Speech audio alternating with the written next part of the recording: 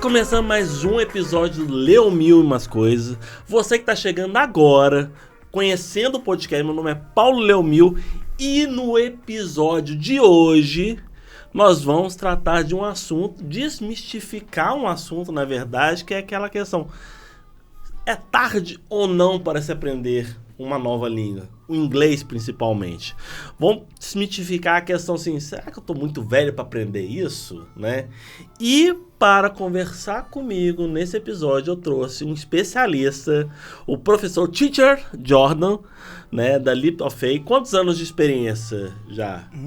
Quase uma década ensinando, e de idiomas aí quase 2. Legal. E olha, antes da gente tratar desse assunto, você que está ouvindo a gente, quer estar presente no podcast ou quer até patrocinar o podcast, tem um formulário na descrição do episódio que você pode preencher lá. E também esse episódio também ele é patrocinado pelo Desk Cowork, por isso que a gente tem esse estúdio, esse vídeo, esse áudio bom. Bem, Jordan, eu queria puxar um primeiro assunto, né? Primeiro, muito bem-vindo ao podcast. Obrigado por você ter aceito o convite para a gente conversar sobre essa pauta. Eu sei que você tem um projeto muito legal, a gente vai tratar sobre isso. Você tem uma experiência muito boa, mas eu queria começar desmistificando. Por que você acha que até hoje, né, a gente tem uma tecnologia, nossa expectativa de vida já é muito maior do que era, mas por que você acha que ainda existe esse paradigma que tô velho demais para aprender, principalmente uma nova língua? Bom, primeiro, obrigado pelo convite. É muito bom estar aqui. Eu tenho acompanhado os episódios mais recentes, acompanhei o episódio com a Lúcia, acompanhei o episódio com a Laila, então é um prazer para mim estar aqui.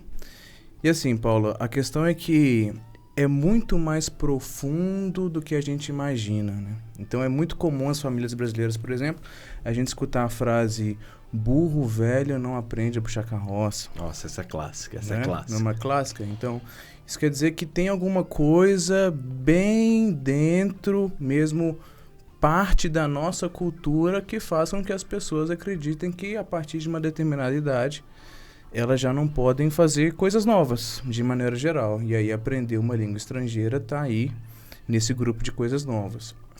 A questão é que eu tô aqui hoje um pouquinho para te ajudar a desmistificar, conversar um pouquinho sobre isso, porque na verdade isso é um mito.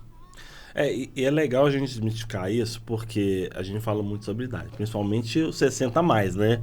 Os 60 a mais é aquela pessoa que, pelo menos a minha infância adolescente, a gente já considerava até com os avós, né? Coroa, muito coroa já, né? E são pessoas que estão se aposentando, né? Vão viver pros netos. E hoje você pega uma pessoa 60, que está chegando a 60, é uma pessoa completamente ativa, né? Uma pessoa que você chegar para ela hoje, tem 59 anos, vai fazer 60. E aí? Vai aposentar? A pessoa realmente pensa: não, tem muita coisa ainda. Viajar, vou fazer muitas outras coisas. Então, assim, nessa ideia assim, de desmitificar, quais são os grandes mitos, além desse de, olha, não vou aprender nada? É assim, eu gosto de pensar que os 60 são os novos 40, sabe? Assim, boa. As pessoas têm uma expectativa de vida de fato maior hoje em dia, devido a vários avanços, principalmente avanço na medicina. As pessoas têm se cuidado mais. E por isso, acontece muito que as pessoas, quando elas, inclusive, dão esse primeiro passo, elas têm algumas crenças que impossibilitam ou, de fato, dificultam muito o processo. Então, lá nas nossas aulas, por exemplo, eu aprendi isso com um professor, que é os adultos, né? Como eu sou um especialista em trabalhar com os adultos, eu trabalho com adultos, eles têm o que a gente chama de chicotinho, que ele faz um erro em aula e ele: nossa, meu Deus do céu, mas eu não deveria ter feito isso. Eu já deveria estar pronto. Como que eu não sei isso? E, na verdade, o que acontece é que o erro é parte inerente e essencial ao processo. Então, eu quando aprendi inglês, eu sou brasileiro, eu quando aprendi inglês como segunda língua, eu cometi erros ainda que eu fosse, né, pré-adolescente e adolescente. Todos os meus alunos de 30, 40, 50, 60 anos, eles vão cometer erros. Todas as pessoas vão cometer erros. Muitas vezes o que eu vejo que pode atrapalhar os adultos, principalmente a partir dos 40, 50, 60, é essa ideia de que eles já deveriam saber. Essa ideia que eles já deveriam estar pronto. Essa ideia de que aquilo ali que eles estão vendo é muito básico e que eles já deveriam ter feito esse passo antes. Aí o que eu trago para eles em aula é o seguinte, um provérbio chinês. Eu sou um professor de inglês, mas gosto um pouquinho de várias culturas e trago para eles um provérbio chinês que é o seguinte: o melhor momento para você ter plantado uma árvore era 10 anos atrás. O segundo melhor momento é agora. Boa, boa. E aí é legal que esse tipo de questão também conversa com outro mito quando a gente fala muito sobre inglês, né? Uhum. As grandes fórmulas, né, do inglês, né? Uhum. Que uma coisa assim, a gente pode errar, faz parte do processo. Sim. Mas aquelas grandes promessas, principalmente para quem quer começar. Nossa, em 6 meses você vai estar pronto. 6 meses você vai estar fluente, né? Bom, então o que acontece é que muitas vezes as pessoas estão partindo de um ponto X, elas querem chegar num ponto Y. E facilmente elas são cooptadas por um marketing que usa palavras que são um pouco amplas demais. E quando a gente vai ver na prática, nas aulas, a gente vê que são palavras que na verdade mais desencaminham do que trazem uma sensação de assertividade. A primeira delas é a palavra fluente. Porque se eu pergunto para você o que significa ser fluente, se eu pergunto para qualquer outra pessoa, eu tenho uma definição de fluência. Todas as pessoas têm definições de fluente diferentes. Então o que acontece é que muitas vezes as pessoas pensam, eu vou aprender a falar de modo fluente em 6 meses. Só que elas se esquecem de repente definir o que é a fluência para elas, o ponto que elas querem atingir, e também falta de repente um apoio profissional para entender, para que ela possa de fato transcrever, entender o que é aquele nível comunicacional que ela quer chegar num nível de inglês compatível, e aí um profissional experiente pode de fato guiar todo esse processo e trazer em concordância com a rotina daquela pessoa um plano de estudos para que ela possa chegar naquele ponto de maneira realista, de maneira que ela não se perca no processo, não se frustre, não crie uma expectativa que seja de aprender rápido demais, nem uma expectativa que acredite que ela vai demorar aí 5, 10 anos para aprender um inglês como uma língua estrangeira como inglês, que na verdade não acontece na vida real, né? Isso vai muito em contra, a gente fala muito sobre 60 a mais. Né? Existem situações, né? Que, por exemplo, pode ser uma situação profissional, sim, né? Uma mudança de carreira, quero entrar numa multinacional, quero novos cargos, né? Você tem gatilhos, por exemplo, eu quero fazer uma viagem internacional e não quero depender muito de um guia, alguma coisa assim, mesmo que seja num país que não seja de língua inglesa, mas a comunicação inglesa ela é importante, né, nos hotéis, nos aeroportos, né, e tudo. Tem a questão também, por exemplo, hoje com todos os streamings, né, eu quero ver aquele conteúdo em inglês sem depender da legenda, né, pegar mais a nuance da língua, né, e às vezes até outro, né, eu quero conversar hoje com a geração mais nova, que está nesse âmbito da internet, de conversas, de termos em inglês que se utiliza muito, né? Então, assim, isso vai muito de encontro, né? Essa questão, né? E é uma coisa que você lida também no seu dia a dia, né? Como focar esses planos, né? Então, necessariamente, uma pessoa que vai viajar é o mesmo plano que uma pessoa que vai calcar um novo cargo dentro de uma multinacional, né? Sim. Bom, o que a gente percebeu na prática, trabalhando com os alunos sempre adultos, é o seguinte: existem 3 norteadores de processo e a gente consegue mais ou menos identificar quais são o norteador pela faixa etária. Então a gente percebe que os alunos que estão ali entre 25 até 35, 40 anos, se a gente tivesse que definir uma palavra que eles buscam, é reconhecimento. Eles querem ser reconhecidos profissionalmente. Então, eles estão num momento de ascensão na carreira e o inglês faz parte de um projeto maior onde as pessoas vão colocar uma pós-graduação um mestrado, o inglês, um MBA, porque de fato elas estão no momento de ascender profissionalmente. Ó. Climb the corporate ladder, né? Que a gente fala em inglês. Que é ascender profissionalmente, ascender ali as etapas profissionais. A partir dos 40, 45 anos, a gente começa a ver uma coisa um pouquinho diferente.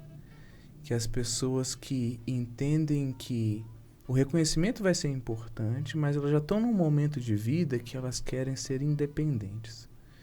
Que elas querem se comunicar em inglês da melhor maneira possível para que elas não dependam das outras pessoas que de repente elas já têm ali ao redor delas para fazer as coisas que elas gostariam, como assistir um filme, ouvir uma música, viajar, etc. e tal. A partir dos 60 fica mais interessante ainda, porque quando a gente passa dessa faixa etária, a gente começa a querer e buscar cada vez mais estar conectado. Então, é uma faixa etária em que, de repente, algumas pessoas se tornam para religião, né? Se voltam para a religião, porque elas querem estar conectadas com alguma coisa que seja maior que elas mesmas. A gente começa a ver que, a partir dessa faixa etária, as pessoas também se voltam para serviços comunitários, uma conexão ali com a comunidade. Elas se voltam para as famílias, uma conexão ali com todas as gerações daquela mesma família. E o inglês, às vezes, pode ser um grande facilitador deste processo. Então, a gente já teve vários alunos, por exemplo, que tinham um neto que nasceu nos Estados Unidos e que vinha no Brasil e não conseguia falar com os avós que só falavam português. Cara, isso é muito comum, né? É muito comum hoje na família brasileira você ter parentes hoje que estão estudando, estão trabalhando em outros países. Principalmente se você é de Governador Valadares. É verdade. Você é de Minas de Governador Valadares? Fica a dica. Principalmente. Pessoal de Governador Valadares. Então, a questão é que a partir dos 60 a gente começa a ver essa busca por conexão. E aí, de fato, a gente vai ver coisas anteriores no processo. As pessoas também querem ser independentes, elas também querem ser reconhecidas como capazes. Então, eu trabalhei com uma aluna, por exemplo, e sabendo que eu ia participar do podcast, eu já conversei com ela, então ela gentilmente me cedeu esse caso, que a Flaviana, ela é fã dos Bee Gees. Ah, legal. Né? Então, o que a gente fez muito nas aulas dela, assim, olha, meu foco é viajar. Eu já me aposentei, eu já estou tranquila, e eu quero ter a possibilidade de conhecer a Europa, mas eu sei que o inglês, pelo menos o inglês que me permita uma comunicação ali, de hotel, de restaurante, etc e tal, vai ser legal. E eu gosto dos Bee Gees. Aí na cabeça do teacher, tudo faz sentido. Porque eu sei que ela está partindo de um contexto bem elementar, ela teve pouco contato com o inglês durante a vida, ela conhece algumas palavrinhas, e eu vou usando, tá? Ela está partindo desse ponto do inglês muito elementar, o foco dela é viajar, então ela precisa de um inglês comunicacional que permita para ela fazer as coisas que ela vai fazer numa viagem de maneira tranquila, de maneira natural. E o caminho é Bee Gees. Então, todas as aulas, desde as mais elementares do começo até o momento que a gente terminou o plano, em que ela se sentiu confiante para partir para essas viagens, dentro de um ano e meio, se eu não me engano, o processo dela, a gente sempre trabalhou com conteúdos em que eu conseguia ensinar de maneira estruturada para que ela sentisse confiante na comunicação, mas trabalhando com conteúdos que eram naturalmente engajantes e estimulantes para ela. Então, isso é um exemplo de como a gente faz esse processo. Então, se eu tivesse que definir, os adultos geralmente eles vão buscar essas três coisas. Eles querem ser reconhecidos, eles querem ser independentes e eles querem estar conectados. E cada pessoa é diferente, cada pessoa vai aprender de uma maneira diferente. Tem gente que é muito comunicativa, que precisa de muitos exercícios de comunicação mesmo. Desculpa, pega o celular dele. O meu tocou também ao mesmo tempo. Vai, leva comigo.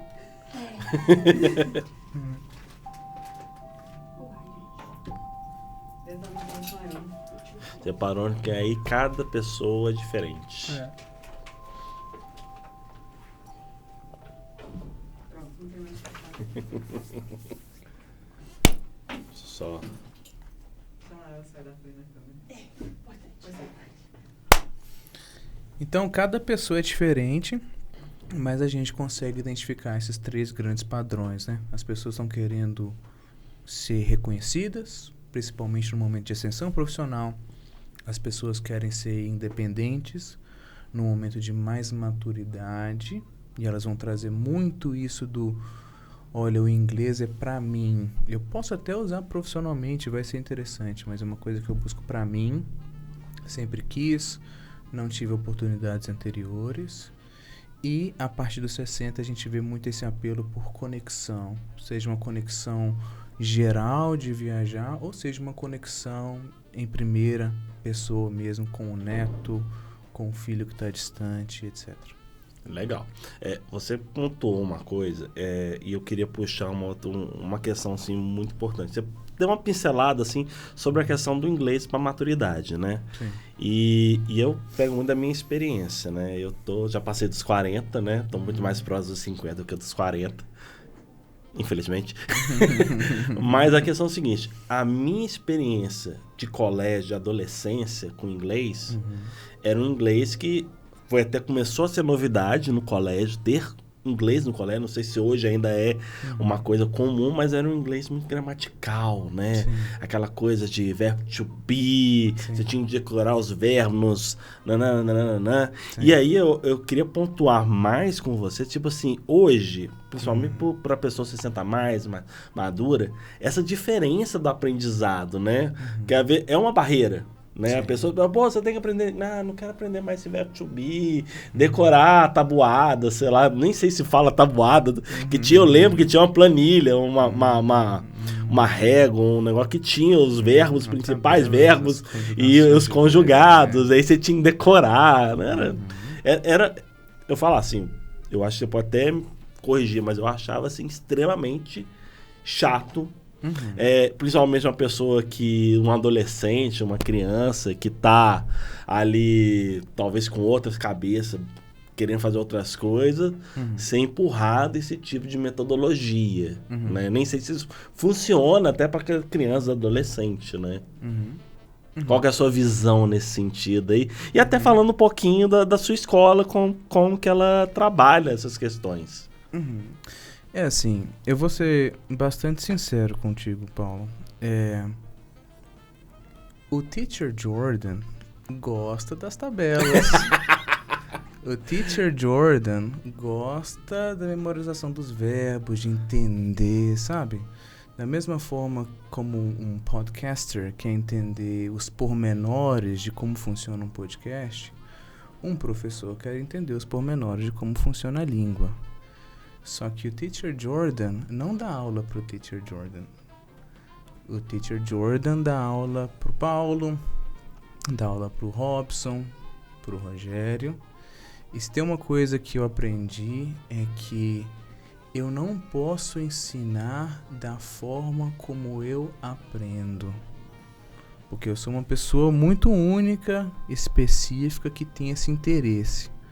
O que eu aprendi foi traduzir mesmo o que eu sei de uma maneira que a pessoa que está ali comigo, ou aquele grupo pequeno de pessoas que está comigo, entenda.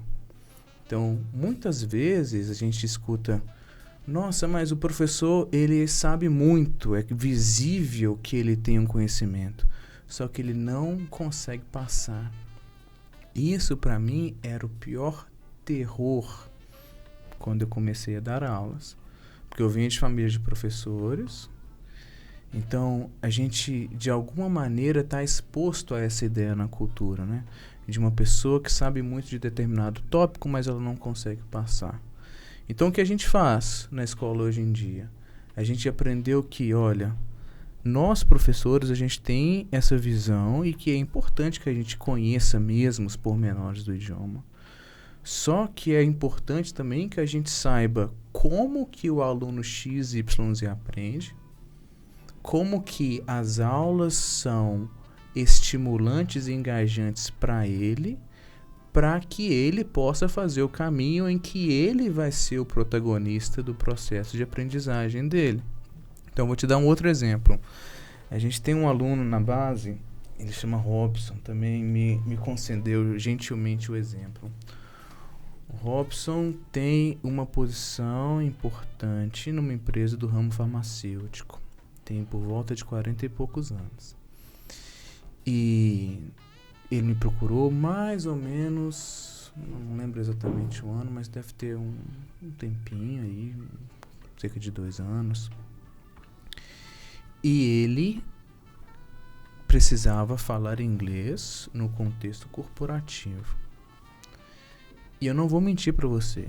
No começo, quando a gente começa a trabalhar com um novo aluno, por mais que a gente tenha ali um processo em que a gente faça um dossiê diagnóstico, entender de onde que ele está saindo, para onde que ele vai, as primeiras aulas é tentativa e erro. A gente precisa usar todo o arsenal de coisas que a gente sabe, das metodologias que a gente já estudou, toda a nossa base teórica e de prática, trabalhando com vários outros alunos, inclusive de perfis similares, para que a gente vá vendo ali o que funciona com o Robson. O Robson, como eu brinco com ele, o Robson foi pego na curva quando eu descobri que ele era fã do Roger Federer. Ele queria entender o que o Roger Federer falava, principalmente nas entrevistas ali que a gente chama de post-match interviews, que são aquelas entrevistas pós-partida. Ele já estava num momento que ele conseguia se comunicar, mas ele sentia que ele precisava de mais vocabulário, ele não tinha total confiança. E o que eu comecei a fazer é, neste nível de inglês, eu não vou entrar aqui em termos técnicos, mas nesse nível de inglês, o Robson precisa conseguir manejar XYZ, ok? E eu vou, através dessas entrevistas pós-partida, usar elas como gatilho para que eu consiga ensinar o que eu preciso ensinar. Porque nesse contexto, o Robson não estava ali para escutar o que o Teacher Jordan vai falar. Por mais que a gente tenha uma relação próxima, ele queria entender o que o Roger Federer estava falando. Eu não estava interessado no Jordan, né? Vamos assim. Quem é o Jordan? Quem é o Jordan? Roger Federer. E aí, isso é legal você estar falando assim, porque eu lembro que você, no seu perfil lá da escola, vocês fizeram entrevista com algumas psicólogas, né? Falando sobre neuroplasticidade, né? E ali você estava falando de construções de sinapse, construções novas, como que o inglês ajuda, né? E isso que você acabou de falar também é uma ligação emocional, né? Conecta uma, vamos dizer assim, uma emoção muito positiva, né? Né? E ajuda isso o quê? A incentivar o inglês, né? Não sei se você que trabalhou mais com ela, talvez você sabe mais do que eu, mas é o que eu entendi, né? Sobre essa... E isso, pelo que eu entendi, também ajuda a prevenir algumas doenças degenerativas, né? Então, assim, é um dos benefícios para quem tá achando aí que tá velho demais, pensar, olha, inglês eu acho que é para mim. Tudo, eu vou dar uma resposta longa para isso, mas assim, para deixar bem completo, né? Tudo de alguma forma tá conectado com um valor meu e um valor que eu trago para a escola, que é essa ideia do lifelong learning, que é essa ideia de aprendizagem contínua para a sua vida. Por isso que quando a gente traz essa ideia de que nunca é tarde para aprender inglês, é porque, na verdade, lá no fundo, eu acredito que nunca é tarde para aprender qualquer coisa. E que, invariavelmente, cada pessoa vai encontrar suas dificuldades próprias, a depender das experiências que ela teve anteriormente, etc. e tal. Mas você pode aprender qualquer coisa, em qualquer idade, e inclusive é bom que você faça, né? Escutando o Nelson Mandela numa entrevista recente, por volta de... Ele já estava com 90 anos, se eu não me engano. E ele traz isso, assim, que ele continua aprendendo com 90 anos, né? Então, a questão principal é que quando a gente aprende um idioma novo e a gente quis trazer as psicólogas, as profissionais de área, porque elas podem trazer esse embasamento teórico, né? A primeira vez que eu tive contato com essa ideia, eu estava nessa ideia de estar sempre querendo aprender mais, estava escutando um TED Talk, né? Uma daquelas entrevistas, e a profissional em questão, ela trouxe essa ideia, né? De que quando você aprende um segundo, um terceiro idioma, você fortifica suas conexões neurais, né? Você, de algum modo, engrossa ali o que a gente chama de bainha de mielina, que são, né, aquela bainha que como se fosse... Imagine que as conexões neurais, a gente tem aqui, né, o neurônio, e você tem aqui os cabinhos dele, as ramificações, né? Geralmente a gente chama de axônio, se eu não me engano. O que faz a bainha de mielina? É como se cada vez que você praticasse, principalmente quando você pratica uma coisa que te dá essa conexão emocional, você vai encorpando, né? Você como se fosse trazendo mais força a essa conexão, como se fosse um cabo mesmo, você colocasse ali mais uma volta daquele cabo. E acontece que quando você faz isso repetidas vezes, a transmissão de energia, né, a transmissão de impulso elétrico de um neurônio para outro, quando ele passa num axônio que está muito encorpado, ele vai com muita velocidade. O que dá aquela sensação de naturalidade. Quando a gente vê o Messi jogando bola, a gente tem a sensação de que tudo é muito leve, tudo é muito fácil. Mas é porque ele já fez aquilo milhões de vezes. Da mesma forma que quando a gente vê um brasileiro que aprendeu inglês fluentemente, né, naquela ideia de conseguir se comunicar com tranquilidade, ele já fez aquilo várias vezes. Agora, o que permite com que as pessoas façam aquilo várias vezes com leveza é que as aulas, o contato, seja estruturado a partir de conteúdos que são naturalmente estimulantes e engajantes para aquela pessoa X. Então, eu estava trazendo um exemplo de um aluno, foi o Roger Federer. Ele era fã do tenista. E ali, o tenista falava inglês, ele queria entender o que ele estava dizendo, então era um caminho. Uma outra aluna é que ela era fã dos Bee Gees, então ela queria entender o que eles estavam cantando. Sempre quis, desde quando ela tinha os 20 anos dela. Então, o que eu sempre trago para os meus alunos é, independente se você for estudar com a gente na escola, ou se você for estudar por conta própria, sempre ache caminhos, coisas que sejam naturalmente interessantes para você. E use esses conteúdos como base para que você vá galgando seus patamares. Basicamente, o processo se dá em torno disso, né? Legal. E aí, eu acho que isso aí também, quando você fala sobre... ele gosta muito de tenis, ele gosta muito dessa banda, ele tem interesse aí. Tem uma coisa que a gente tem hoje, acho que no momento atual se fala-se muito, principalmente na questão de IA, que é a tecnologia, né? E eu acredito, talvez vocês possam planar um pouco mais sobre do que eu, como a sua experiência, como é que essa tecnologia, lógico, que aí tem que pensar na forma correta de se utilizar, mas como é que ela pode ajudar o aprendizado de uma nova língua. Sim, sim.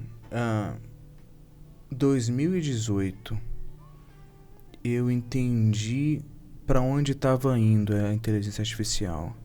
E eu fiquei aterrorizado.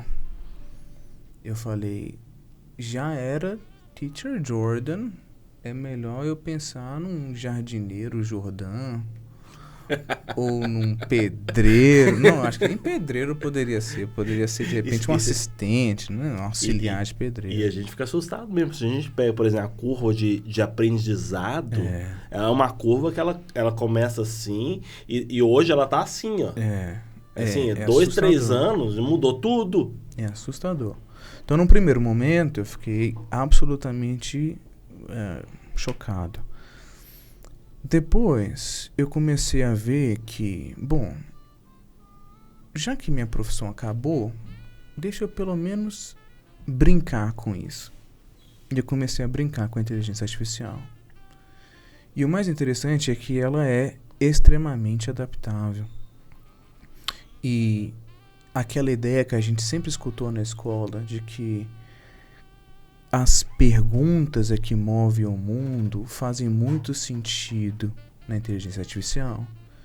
Então, se você é capaz de gerar uma pergunta, um prompt, né, um comando para a inteligência artificial, usando o seu conhecimento como expert da área, você consegue cortar muitos caminhos. Então, por exemplo, vamos supor que o meu aluno ele seja uma pessoa acadêmica. Ele precisa de um contato com o inglês mais instrumental para leitura de artigos científicos. Tudo bem. O que eu faria nessa posição hoje em dia?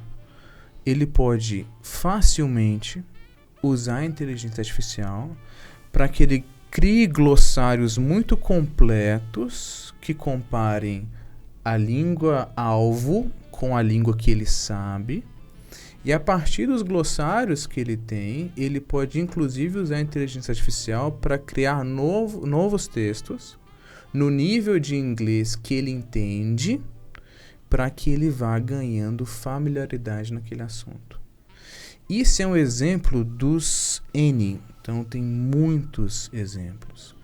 Então o mais interessante é entender que, na verdade, a inteligência artificial vai catalisar algumas mudanças que são muito importantes, mas que ela pode ser de extremo uso. Ela pode ser uma aliada gigante nesse processo de aprendizagem, principalmente no que tange a você personalizar aulas, materiais, estudo, a como cada pessoa funciona nos menores detalhes. Então a gente já consegue fazer isso hoje em dia. E aí a gente consegue, por exemplo, trabalhar com um vídeo que seria para um público acadêmico de inglês de alta performance. A gente consegue de alguma maneira extrair ali aquele texto que está sendo dito no vídeo e convergir, traduzir, trazer para uma linguagem em que a pessoa pode entender, inclusive elaborando um plano para que ela progressivamente vá galgando novos patamares e chegue naquele nível que ela quer. Então, é uma ferramenta que está aberta para todo mundo, e se uma vez eu tive medo do que poderia acontecer, hoje eu tenho medo de não usar a ferramenta, porque quanto mais você aprende a usar a ferramenta, quanto mais você personaliza e consegue extrair o máximo, trabalhando muito em parceria com esse tipo de ferramenta, na verdade você pode de fato cortar caminhos significativos. Isso é muito legal. Tem um exemplo bem bobinho aí, né? Que é ela pode pegar esse texto, colocar numa IA de voz, sim, que vai trazer alguns sotaques. Exato. Né? Então, assim, você pode ter um sotaque num indiano tentando falando inglês, você pode ter um texano, você pode ter de um londrino, né? Então, assim, é uma coisa simples, mas é uma coisa, deixa eu testar o meu sotaque, porque o mundo todo tá aí, né? Exato. Né? Eu tive recentemente lá em Orlando, né? Nos parques. O parque é o mundo inteiro tá ali. Então você encontra todo mundo falando inglês, não só os nativos, né? Exato. Mas todas as pessoas de várias regiões do mundo falando. Então, assim, é muito legal você ouvir novas sotaques, eu vou chamar de sotaque, né? Que são bem legais. E aí eu quero chegar num ponto mais da sua escola, da sua metodologia, né? Sim. Eu sei que você tem hoje um programa voltado principalmente para o pessoal de 60 mais, pessoal mais maduro, mas eu queria que você destrinchasse um pouquinho. Tipo assim, eu acho que até o caminho, né? O pessoa vai entrar em contato, você vai ter, por exemplo, você vai ter uma conversa, vai criar uma metodologia, vai trabalhar assim, bem assim. olha, o caminho é esse aqui, pra você chegar lá. Certo. Eu queria só pegar um gancho que você estava trazendo anteriormente, que é o seguinte. Isso eu falo muito com os meus alunos em sala de aula. Quando a gente aprende um idioma, a gente tende a focar numa variante, num sotaque, né? O que acontece é que hoje é muito mais comum você usar o inglês como língua franca numa comunicação com outra pessoa que também está usando o inglês como segundo idioma do que você falar com um nativo. Então, muitas vezes você vai aprender inglês e você vai falar com o alemão, que também está falando inglês, ou com o japonês, que também está falando inglês. Pode ser que você vá, de fato, falar com um americano, com um britânico, com um canadense, com um sul-africano. Mas, muitas vezes, essa exposição a sotaques diferentes também vai ser um diferencial no processo. Agora, como que a gente faz esse processo, né? Deixa eu só dar um exemplo disso, Aham. que me ocorreu demais lá. Aham. Conversando em inglês, com outra pessoa no inglês, aí de repente, você é brasileiro? Ah, sou! A gente ficou um tempão conversando em inglês, e aí, o sotaque tá muito parecido com o meu. Aí, você é brasileiro? Sou! Demais. Isso aconteceu também na Copa do Mundo. Na Copa do Mundo, quando a gente tá gravando em Belo Horizonte, né? Isso. E quando a gente teve inclusive aquele fatídico dia... Ah, não vamos ficar nesse detalhe aí. Tinham muitas pessoas se comunicando em inglês com brasileiros, enfim. Mas qual que é a perspectiva, né? A maioria das escolas, e eu quero colocar isso aqui de uma maneira bem clara, que a gente tem um posicionamento na Leap of Faith que não é de competição com nenhum outro profissional da área, nem com nenhuma outra escola. A gente acredita que, da mesma forma que, como pra gente, os professores, aprender inglês, aprender outros idiomas, alargou o nosso horizonte de maneira tamanha que a gente acredita que é uma missão conseguir também levar essa bandeira para todas as pessoas possíveis do Brasil. Então, outras escolas, outros professores que estejam fazendo um bom trabalho são todos nossos aliados. A gente tem um mercado muito grande no Brasil. E não se trata de competir, se trata de fato colaborar para que a gente consiga caminhar, fazer com que a população brasileira se torne uma nação bilíngue. Essa é a nossa missão. Então isso é muito importante a gente colocar desde o começo. Dito isso, quando a gente fala do público adulto, grande parte da dificuldade que as pessoas encontram é que muitas vezes elas não têm conhecimento de área. Então elas acabam se matriculando numa escola, principalmente as escolas tradicionais, e elas têm uma abordagem que não foi feita para o público adulto. Então essa diferença é a diferença mais significativa. Então todas as escolas tradicionais, maiores, escolas de rede, são boas escolas, só que elas foram criadas, a grande maioria delas, para um público infanto-juvenil. Então, para pessoas que vão desde 6, 7, 8, 9 anos de idade até 16, 17, 18, jovens adultos. É o que a gente chama na área de posicionamento pedagógico, que é, de fato, voltado para crianças e para adolescentes. O que a gente faz na escola é um posicionamento diferente, é um posicionamento andragógico, que é o ensino para adultos. Então, a primeira coisa que acontece nesse processo, dentro dessa perspectiva mais de ensino para adultos, é o seguinte: eu preciso saber quem você é, eu preciso saber onde você quer chegar, eu preciso saber de onde você está partindo e eu preciso saber as coisas que são estimulantes para você. Primeira coisa que eu vou fazer com esse novo aluno, com essa nova aluna, com esse grupo de alunos, é sentar com eles e entender esses 4 pontos. Quem é você? De onde você está partindo? Onde você quer chegar? E o que te interessa? A partir deste momento, a gente vai criar, de fato, um plano que se enquadre na rotina dessas pessoas, porque uma coisa que é importante a gente falar é que os adultos, diferentemente das crianças e dos adolescentes, eles têm rotinas atribuladas e muitas vezes eles não têm todo o tempo de estudo que eles gostariam de ter. Esse é o primeiro ponto, né? Então, muitas vezes as pessoas se frustram do tipo, nossa, professor, mas eu nunca consigo fazer o homework. Mas, de repente, você não vai conseguir mesmo encaixar na sua rotina.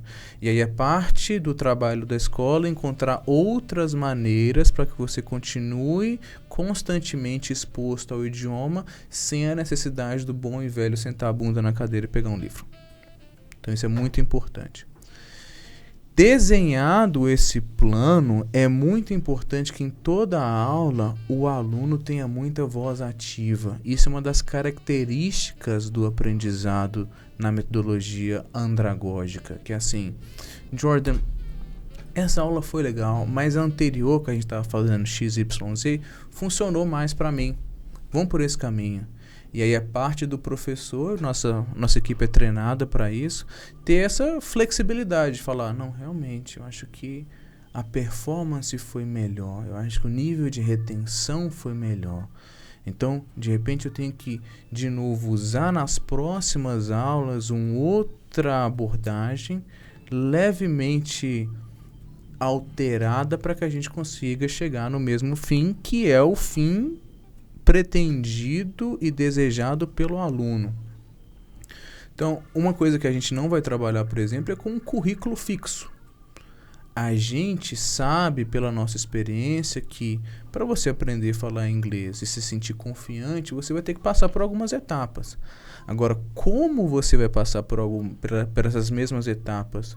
Como que vai ser esse progresso e qual vai ser o material utilizado é uma coisa muito de cada pessoa. Tem esse processo que a gente faz. Além disso, a gente vai fazendo checkpoints mesmo, como se fosse, sabe, o desenvolvimento de um produto. Então, de 1 mês, 3 meses, 6 meses, eu ou alguma outra pessoa da equipe vai entrar em contato com o nosso aluno, vai marcar uma reunião mesmo e vai perguntar, como está sendo? Tá funcionando? Tem alguma coisa que você quer alterar? É por aqui mesmo? Tá faltando alguma coisa? A gente tem conseguido encaixar na rotina? Como que a gente pode fazer?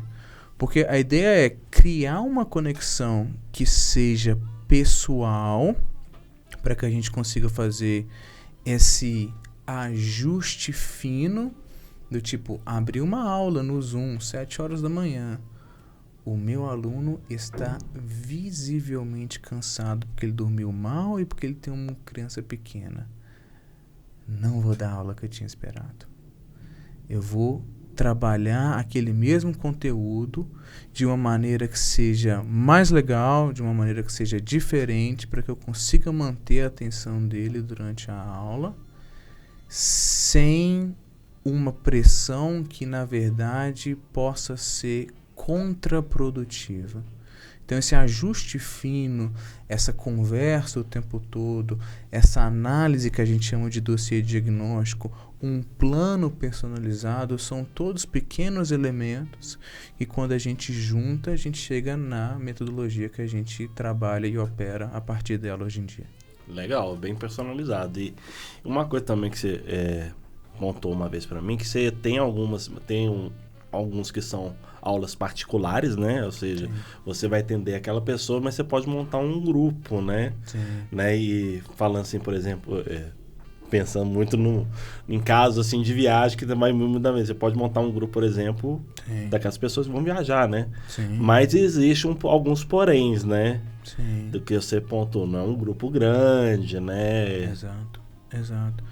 Porque assim, é importante, e o adulto precisa disso, o adulto precisa de alguma maneira de uma atenção individualizada, ainda que ele esteja num grupo. Então, por isso que a gente tem esse cuidado de ter grupos pequenos. E quando a gente fala de grupos pequenos, a gente fala de 3, 4 pessoas no máximo. Então, você que está ouvindo a gente, de repente você chega numa sala, numa escola, e tem ali outros 8, 9, 10 alunos. Alunos de faixas etárias diferentes, alunos que naturalmente vão ter performances diferentes, e você que já tem aquele chicotinho ativado, do tipo, eu já deveria estar pronto, se sente Pô, fulaninho muito tá falando inglês mais que eu, vou ficar quietinho. Exato, né? E aí você começa a tomar menos riscos. Como a ideia da escola é sobre tomar riscos e arriscar, né? Leap of faith significa isso, é um salto de fé, você arriscar. É você ir atrás do que você quer, independente da sua idade, independente de onde você está partindo. Acreditando que dando esse primeiro passo, você tem, sim, boas chances de chegar onde você quer chegar. E vai chegar. A questão é que o adulto ele vai precisar disso, de ele estar num grupo, um grupo com pessoas que têm interesses minimamente similares, objetivos que são correspondentes e estar partindo do mesmo nível, se possível com pessoas mais ou menos parecidas. Querendo ou não, são conexões, né? São conexões que você vai fazer para poder...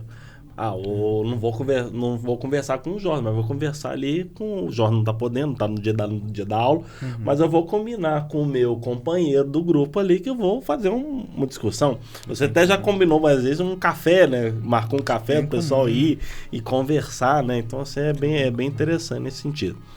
E aí, Jorge, pra gente chegar um pouquinho no final, antes do final, inclusive, eu tenho um momento jabá. Ok. Ainda não tem vinheta, já é uma promessa do momento. Vamos Jabá. fazer. Exato. Então, vamos fazer um negócio assim. Vamos ter uma vinheta. E aí é o momento de você passar não só as suas redes sociais, mas passar algum tipo de contato com que a pessoa fala. A pessoa que está ouvindo a gente até agora, provavelmente já está interessada, né? Se ela se identificou com o que a gente falou, né? Como que ela faz para entrar em contato com a escola? E com você? Muito bem. Bom, então, nós estamos nas redes sociais, estamos no Instagram, estamos no LinkedIn, estamos também no TikTok, não por decisão minha, mas por decisão da equipe de marketing. Estamos no TikTok também. E no YouTube Shorts também não foi decisão minha, foi decisão da equipe de marketing. Abraço, Vitória. Mas a questão é a seguinte. Às vezes a equipe de marketing sabe mais que a gente. É importante dar ouvidos.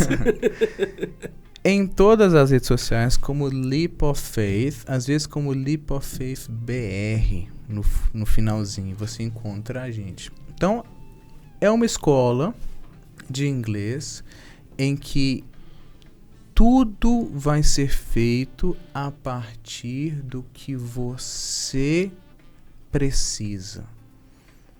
E tudo vai ser feito a partir do que te interessa naturalmente para que você alcance os seus objetivos.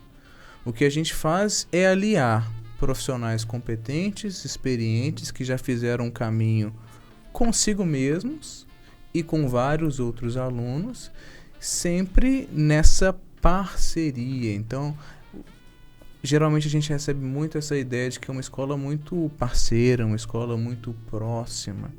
Então, é isso que geralmente a gente traz. Então, uma escola de inglês online para adultos. Todas as pessoas, desde que sejam adultos. Então, não trabalhamos com crianças nem com adolescentes. E todos os idiomas, desde que seja inglês. Legal. E para encerrar, eu acho legal a gente trazer algumas, vamos dizer, umas frases, como tem as frases que são mitos, né? A gente podia trazer algumas frases bate-bola, assim, pra pessoa quebrar. Primeiro, assim, cara, maturidade, às vezes, pode ser uma boa opção para você começar a aprender, pode ser uma vantagem, pode né? ser uma baita tanto vantagem. Que você viveu, tanto que você tem conhecimentos onde buscar, onde fazer. Isso pode ser uma extrema vantagem do que lá atrás, quando você é adolescente, criança. Pode ser uma baita vantagem. E é trabalho do professor que está te acompanhando, da escola, conseguir usar a sua experiência no processo de aprendizado, sabe? Então, quando a gente fala de andragogia, é sobre isso, quer dizer, é a gente conseguir fazer com que a sua experiência antes das aulas seja um elemento central do seu processo de aprendizagem. Isso é muito importante. Legal. Mais uma. Não existe idade para reconectar com o mundo, né? A gente não é uma ilha, né? A gente tá aí, pô, se eu principalmente tenho mais tempo, com as tecnologias que há hoje, eu posso me conectar com o mundo inteiro a hora que eu quiser. Isso é muito interessante, assim, eu estava conversando com uma das alunas recentemente, ela estava trazendo isso. Ela fez uma viagem agora há pouco tempo pelo Nordeste, né? Vários lugares do Nordeste. E ela falou, nossa, Jordan, impressionante. Tinha umas senhorinhas lá de 70 anos, 80 anos, viajando sozinhas, Jordan. Eu falei, pois é, né? E a sua viagem pra Toscana, que você sempre quis fazer? Ver o sol de Toscana. Legal, né? E aí eu já vi a última que eu queria trazer, né? Que eu acho bem legal, né? Aprender inglês depois de 60 é menos sobre gramática e mais sobre abrir portas e fazer amigos. Totalmente. Porque assim, a partir do momento que você alcançou isso, esses 50, esses 60 anos, você, de alguma maneira, por bem ou por mal, na sua vida, aprendeu a abrir mão da perfeição. Muitas vezes, como nós somos profissionais de 25, 35, até 45 anos, a gente quer abraçar o mundo com os dois braços, né? A gente quer ser perfeito, quer fazer as coisas no detalhe. E isso é bom, sabe? Isso permite que você cresça na vida. Mas a partir dos 60, você entende que o mais importante é que eu consiga me comunicar.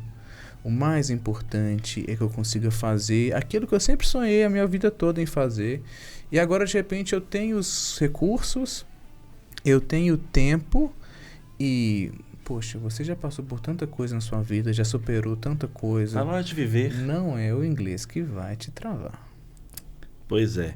E aí, mais uma vez, agradeço você Obrigado ter aceitado esse convite, veio desmistificar alguma coisa, falar muito sobre processo de aprendizado com 60 a mais, principalmente, que ainda não falo isso, mas também o adulto. A gente tá falando 60 a mais que a gente foi a persona que a gente criou aqui, né? E eu sei que você também tem um projeto desse, né?